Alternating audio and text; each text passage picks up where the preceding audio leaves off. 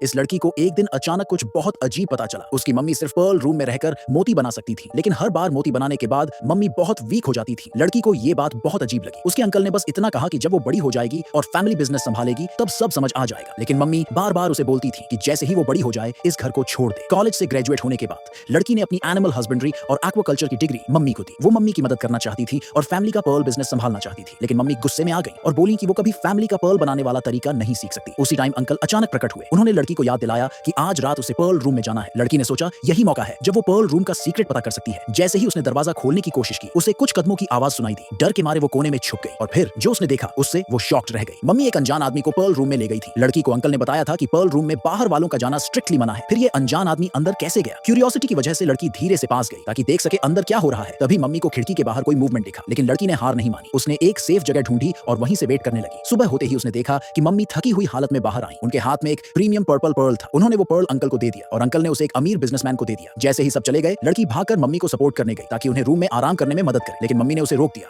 और अंदर नहीं आने दिया। लड़की को शक हुआ कि शायद रूम में और कोई है। मम्मी ने गुस्से में उसे धक्का दिया और दरवाजा जोर से बंद कर दिया। लड़की ने बहुत नॉक किया, लेकिन मम्मी ने दरवाजा नहीं खोला। तभी लड़की को याद आया कि जो अनजान आदमी रात को अंदर गया था वो कभी बाहर ही नहीं आया। जब वो इसी बात में उलझी हुई थी उसने अंकल को बड़बड़ाते हुए सुना। वो उस अनजान आदमी को थैंक यू बोल रहे थे जिसने इतना खूबसूरत मोती बनने में मदद की थी। लड़की अब भी समझ नहीं पा रही थी कि उस अनजान आदमी का इन गहरे मोतियों से क्या कनेक्शन है। जब अंकल पर्ल रूम में चले गए तो लड़की एक बार फिर चुपचाप खिड़की के पास गई, लेकिन इस बार उसने देखा कि मम्मी और अंकल के बीच काफी जोरदार बहस हो रही थी। अंकल कह रहे थे कि आज जो अमीर बिजनेसमैन आया था वो उनका एक बड़ा क्लाइंट है और वो डिमांड कर रहा है कि और मोती जल्दी से बनाए जाएं, लेकिन मम्मी ने साफ मना कर दिया। तब अंकल ने धमकी दी कि अगर मम्मी ने मोती नहीं बनाए तो उनकी बेटी को क्लैन वुमन बनकर उनकी जगह लेनी पड़ेगी। मम्मी नहीं चाहती थी कि उनकी बेटी भी उसी दर्द से गुजरे जो वो खुद झेल चुकी थी, इसलिए उन्होंने मजबूरी में अपने भाई की बात मान ली और मोती बनाना कंटिन्यू करने का फैसला किया। उन्हें ये नहीं पता था कि बाहर लड़की ये सब कुछ देख और सुन रही थी। उसी वक्त लड़की कंफ्यूज हो गई जब उसने देखा कि मम्मी अपना स्कर्ट उतार रही थी। तभी अंकल ने उसे देख लिया और फिर गुस्से में डांटते हुए बोले कि वो फैमिली बिजनेस का हिस्सा नहीं है तो उसे पर्ल रूम की चीजों में झांकना नहीं चाहिए। मम्मी के लिए लड़की ने कहा कि वो अब फैमिली बिजनेस संभालना चाहती है। ये सुनकर अंकल बहुत खुश हो गए। उनके मन में चल रहा था कि अब जब मम्मी और मोती नहीं बना सकती तो लड़की उन्हें परफेक्टली रिप्लेस कर सकती है। मम्मी ने अपनी बेटी को प्रोटेक्ट करने के लिए गुस्सा पीते हुए कहा कि अंकल ने उन्हें फोर्स नहीं किया, बस उनकी तबीयत ठीक नहीं रहती इसलिए परेशान मत हो, और फिर सख्ती से लड़की को दोबारा पर्ल रूम में न जाने की वार्निंग दी। लेकिन उस दिन के बाद लड़की ने देखा कि अंकल रोज किसी न किसी बाहर वाले को पर्ल रूम में ले जा रहे हैं और फिर अगले दिन मम्मी एक और टॉप क्वालिटी पर्ल बना देती थी। और सबसे अजीब बात, जो लोग पर्ल रूम में जाते वो कभी बाहर नहीं आते। और उधर मम्मी हर दिन और ज्यादा कमजोर होती जा रही थी। अंकल को मम्मी की हालत की कोई फिक्र नहीं थी। उन्हें बस ये फिक्र थी कि मोती टाइम पे क्लाइंट्स को डिलीवर हो। आखिरकार मम्मी बीमार पड़ गईं और बिस्तर पर ही रह गईं। उन्हें इस हालत में देखकर लड़की का दिल टूट गया। तब लड़की ने अंकल से कहा कि अब वो मम्मी की जगह लेने को रेडी है, क्लैन वुमन के रूप में जो मोती बनाएगी। अंकल ने उसे इंस्ट्रक्शन दिया कि वो आज रात अपने पायजामे में पर्ल रूम में आए। लड़की ने जब पर्ल रूम का दरवाजा खोला तो जो कुछ अंदर देखा उससे वो डर के मारे कांप उठी।